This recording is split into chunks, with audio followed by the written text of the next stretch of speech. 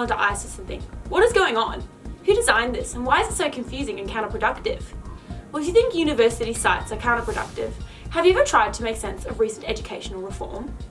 Between the University Accord, the Job-Ready Graduates Package, HECS indexation and the cost of living crisis, the scene is packed with more scaremongering and government jargon than the US election, leaving many students feeling that they are in the dark about the future of their university degrees. Over the past 4 years, different governments and bodies have issued new policies and stoked debate surrounding the future of tertiary education.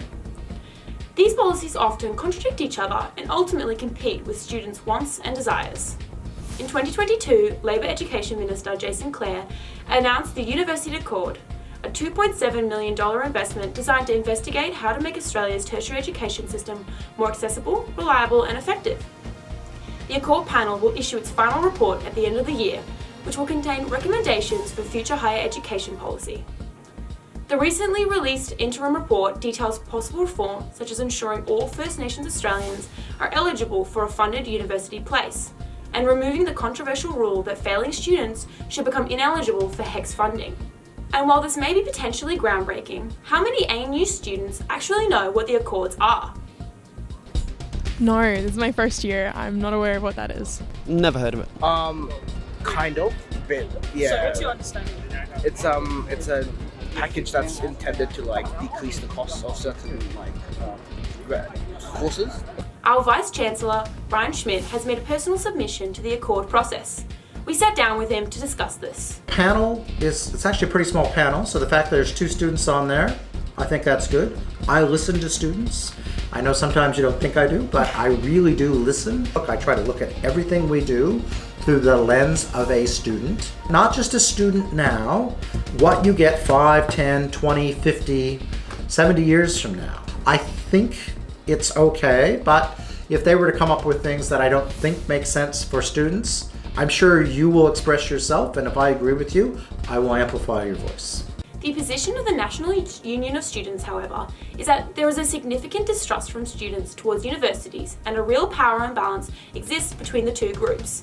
The Universities Accord must take this into account for it to be successful. A more controversial policy is the Morrison government's Job-Ready Graduates Package, which incentivises students to study more vocationally based degrees like STEM and teaching to address skill shortages.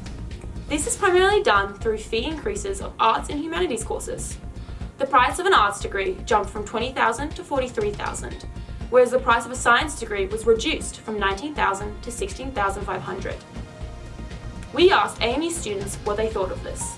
Definitely drew my attention to STEM subjects, just to see if my passions could be translated to those areas.